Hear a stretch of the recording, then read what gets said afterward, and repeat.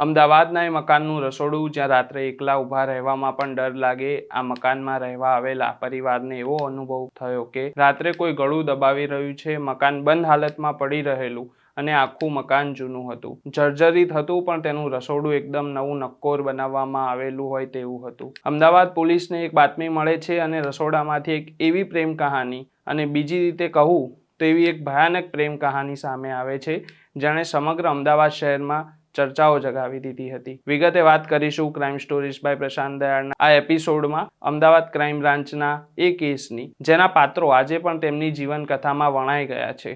વૈષ્ણવજન તો તેને કહીએ જે પીડ પરાઈ જાનાને રે.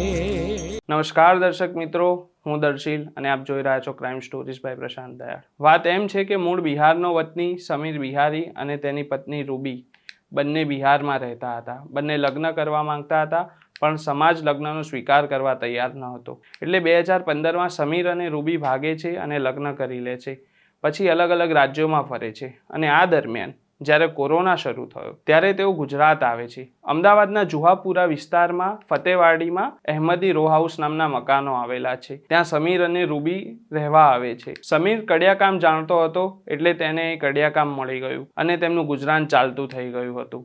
બંને વચ્ચે ખૂબ પ્રેમ હતો. આ પ્રેમ સંબંધને કારણે તેમને 2 બાળકો થાય છે. એક બાળકની ઉંમર 8 વર્ષ અને એક બાળકની ઉંમર 4 વર્ષ. આમ તેમનો સંસાર બહુ સારી રીતે ચાલી રહ્યો હતો.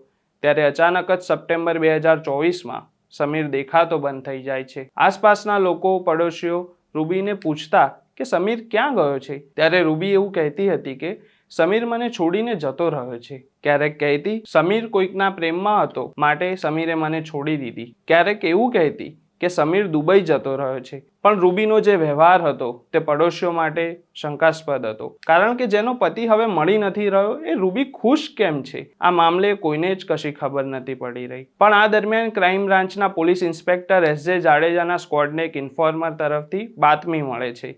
બાતમી એવી હતી કે અહેમદીનગરમાં રહેતો સમીર બિહારી 1 વર્ષથી ગાયબ છે. Police inspector S.J. જાડેજાએ અમદાવાદના અલગ અલગ પોલીસ સ્ટેશનમાં ગુમ થયેલાની જે યાદી હતી તે પણ તપાસી, પણ કોઈ પણ પોલીસ સ્ટેશનમાં સમીર ગુમ થયો હોય એવી નોંધ થઈ નહોતી.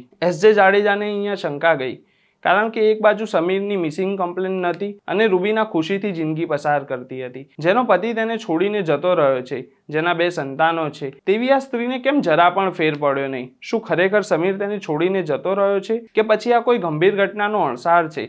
અને આખરે આ અણસાર જ સાચો નીકળ્યો. જ્યારે રૂબીને બોલાવવામાં આવે છે, રૂબીની પૂછપરછ શરૂ કરવામાં આવે છે, રૂબી એક જ વાતનું રટણ કર્યા કરે છે કે મારો પતિ 1 વર્ષ પહેલા જ જતો રહ્યો છે, મને છોડીને ક્યાં ગયો તેની મને ખબર નથી. રૂબીના શબ્દો એક જ હતા, પણ ચહેરાના હાવભાવ બદલાતા હતા. પોલીસની પારખું નજર સમજી રહી હતી કે રૂબી કંઈક છુપાવી રહી છે, કારણ કે રૂબીના ચહેરા ઉપર કોઈ ચિંતા ન હતી, કોઈ ડર ન હતો, પણ સાથે સાથે રૂબીને પોતાનો પતિ ક્યાં છે તેની ફિકર પણ નહોતી. આ ઘટનાની તપાસ જ્યારે આગળ વધારવામાં આવે છે ત્યારે ક્રાઇમ બ્રાન્ચના બાતમીદારોને બીજી એક માહિતી મળે છે કે રૂબીને પડોશમાં રહેતા ઇમરાન વાઘેલા સાથે મિત્રતા સારી છે. તે અવારનવાર ઇમરાન સાથે જોવા મળે છે. રૂબીની પૂછપરછ કરી હવે ક્રાઇમ બ્રાન્ચે નક્કી કર્યું કે ઇમરાનને બોલાવવો પડશે. અમદાવાદ ક્રાઇમ બ્રાન્ચ ઇમરાનને પણ ત્યાં બોલાવે છે. ઇમરાન પણ પોતાની વાત પકડી રાખે છે અને કહે છે કે સમીર અને રૂબી મારી પડોશમાં રહેતા હતા, એ વાત સાચી, પણ આ સિવાય હું કશું જ જાણતો નથી. ઇમરાન મૂળ લોડિંગ રિક્ષાનો ડ્રાઈવર હતો અને રિક્ષા ચલાવી તે પોતાનું ગુજરાન ચલાવતો હતો. જ્યારે રૂબી સાથે તેના સંબંધો વિશે પૂછવામાં આવ્યું ત્યારે તેણે કહ્યું કે સમીર જતો રહ્યો પછી માત્ર તે માનવતાની રૂએ રૂબીને મદદ કરી રહ્યો છે, તે સિવાય તે કશું જ જાણતો નથી. સપ્ટેમ્બર 2024માં રૂબી અને સમીર જે મકાનમાં રહેતા હતા, પોલીસ ત્યાં પહોંચે છે. એ મકાન ખાલી હતું. અગાઉ રૂબી અને સમીર આ મકાનમાં રહેતા હતા, પણ તેમણે પછી આ મકાન બદલી અહેમદીનગરમાં જ બીજું મકાન ભાડે લીધું હતું. આ મકાન કેમ ખાલી છે તેવો પ્રશ્ન પોલીસ અધિકારીઓને થયો. ત્યારે આસપાસના લોકો પાસેથી જે વાત જાણવા મળી તે થોડીક આશ્ચર્યજનક હતી અને કદાચ પહેલા પોલીસને અંધશ્રદ્ધા છે તેવું પણ લાગ્યું. આસપાસના લોકોનું કહેવું હતું કે સમીર અને રૂબીએ આ ઘર ખાલી કર્યા પછી, એટલે કે સમીર ગુમ થયાની ઘટના પછી જ્યારે રૂબીએ આ ઘર ખાલી કર્યું ત્યારે બીજા ભાડવાતા મકાનમાં રહેવા આવ્યા હતા. પણ કાળી ચૌદસના દિવસે આ મકાનમાં રહેનાર મકાન માલિકને કંઈક જુદો જ અહેસાસ થવા લાગ્યો. તેને કશું જ દેખાતું નહોતું, પણ અહીંયા કોઈકની હાજરી છે તેવો ભાસ થતો હતો અને રાત્રે ઊંઘમાં કોઈ ગળું દબાવી રહ્યું છે એવો અહેસાસ થતો હતો. પોલીસ અધિકારીઓ આખી ઘટનાને અંધશ્રદ્ધા ગણી, પણ બીજી શંકાઓએ અહીં જન્મ લીધો, જેના માટે તપાસ આગળ વધારી.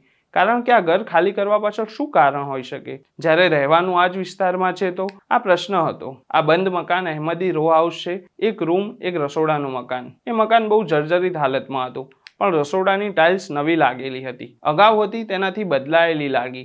પ્લેટફોર્મ પણ નવું નક્કોર હતું. આવું કેવી રીતે બને? બસ આ જ સવાલે ફરી વખત તપાસનો દોર શરૂ થયો. ઇમરાન વાઘેલાને ફરી ક્રાઇમ બ્રાન્ચ બોલાવવામાં આવે છે. આ વખતે ઇમરાનની જુદી રીતે પૂછપરછ થાય છે અને ઇમરાન ભાંગી પડે છે અને ઇમરાન કબૂલાત કરી લે છે. ઇમરાનની કબૂલાત એવી હતી કે સમીર અને રૂબી તેના પડોશમાં રહેતા હતા.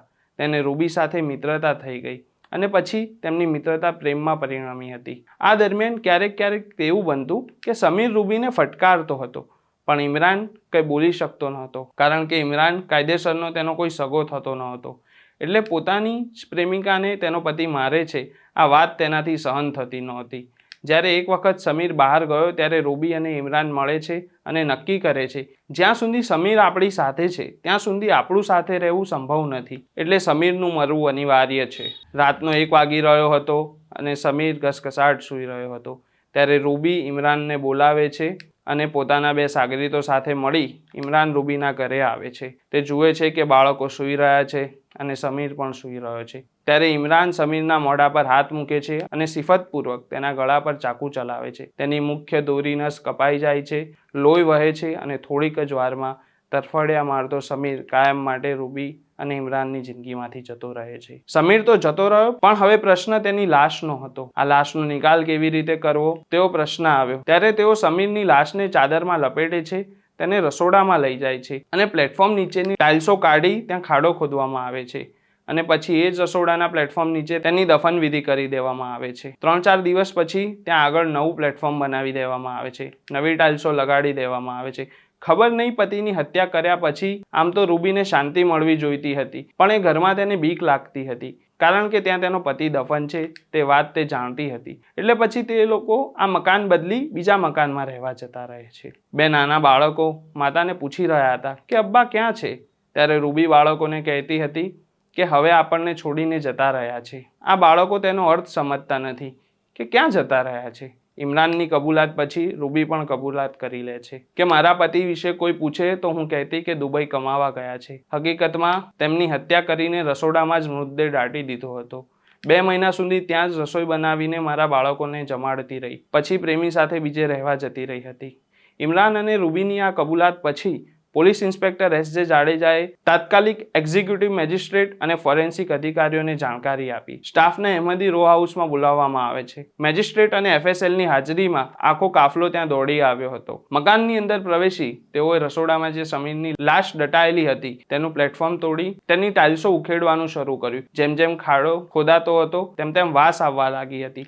હવે 1 વર્ષ પહેલા દફનાવવામાં આવેલા સમીરનું મૃતદેહ મળે છે. મૃતદેહ તો શું કહેવો, હવે તો માત્ર હાડપિંજર જ બચ્યું હતું. એ હાડપિંજરને બહાર કાઢવામાં આવે છે અને ફોરેન્સિક અધિકારીઓને હાડપિંજર સોંપવામાં આવે છે, કારણ કે મરનારો સમીર છે એ કાગળ પર પ્રસ્તાવિત કરવું કાયદાની ભાષામાં બહુ અનિવાર્ય છે. આ પછી ક્રાઇમ બ્રાન્ચ ઇમરાન વાઘેલાની અને રૂબીની ધરપકડ કરે છે. આ હત્યા કેસની તપાસ આગળ વધે છે અને પોલીસ સામે બીજા 2 વ્યક્તિઓ જેમણે મદદ કરી હતી તેમના નામ ખુલે છે. તેમાંથી એક હતો ઇમરાનના મામાનો દીકરો રહીમ, જે મોડાસા ગામનો વતની હતો અને પૈસા કમાવવા માટે ઇમરાન સાથે અમદાવાદ આવ્યો હતો. અને બીજો વ્યક્તિ હતો મોહસિન. મોહસિન પણ ઇમરાનનો માસ્યાઈ ભાઈ હતો. તેમના કૌટુંબિક સગા ઇમ્તિયાઝ પઠાણે જણાવ્યું કે ઇમરાને મોહસિનને ટેમ્પો અપાવ્યો હતો અને ડ્રાઇવિંગના કામે લગાવ્યો હતો. તહેવારમાં છોકરાઓ ગામમાં આવે ત્યારે તેઓ ઇમરાનની મહેરબાનીથી કમાતા હોય તેવી વાતો કરતા. ઇમરાનના અહેસાનના બોજ હેઠળ મોહસિન ફસાયો હોય એમ લાગે છે. આમ એક સમય હતો જ્યારે સમીર અને રૂબી એકબીજા પર મરી મીટવાની વાતો કરતા હતા, પણ સમયનું ચક્ર એવું બદલાયું કે 10 વર્ષ પછી જે રૂબીના સમીરને પ્રેમ કરતી હતી એ રૂબીનાએ જ બીજા પ્રેમી સાથે મળી સમીરનો કાંટો કાઢી નાખવાનું નક્કી કર્યું. કાંટો કાઢી નાખ્યો અને પોતાના જ રસોડામાં પોતાના જ પતિને દફનાવી દીધો. એવું લાગે છે કે કદાચ આ પ્રેમ ન હતો. રૂબીને સમીર સાથે પ્રેમ ન હતો, ઇમરાન સાથે થયેલો પણ પ્રેમ ન હતો. જે સ્ત્રી પોતાના પતિની હત્યા કરાવી શકે તે ઇમરાનની કેવી રીતે થઈ શકે? એવો પ્રશ્ન આજે કદાચ ઇમરાનને પહેલા થઈ ગયો હોત તો આજે તે જેલમાં બંધ ન હોત. આ કેસમાં આજે પણ, એટલે કે આ વિડીયો અમે બનાવી રહ્યા છીએ ત્યારે પણ તેમને સજા સંભળાવાઈ નથી. અને તેઓ હાલ જ્યુડિશિયલ કસ્ટડીમાં જેલમાં છે. તો આ છે ક્રાઇમ સ્ટોરીઝ બાય પ્રશાંત દયાળમાં તમે સાંભળેલી આ અમદાવાદની સત્ય કથા. બસ સાવચેત રહેજો અને સજાગ રહેજો, કારણ કે કોણ દગો આપશે તે કહેવું મુશ્કેલ છે. આ જ પ્રકારના વિડીયો જોવા માટે અમારી ચેનલને સબસ્ક્રાઇબ કરો. ફરી મળીશું એક નવા વિડીયો સાથે. નમસ્કાર.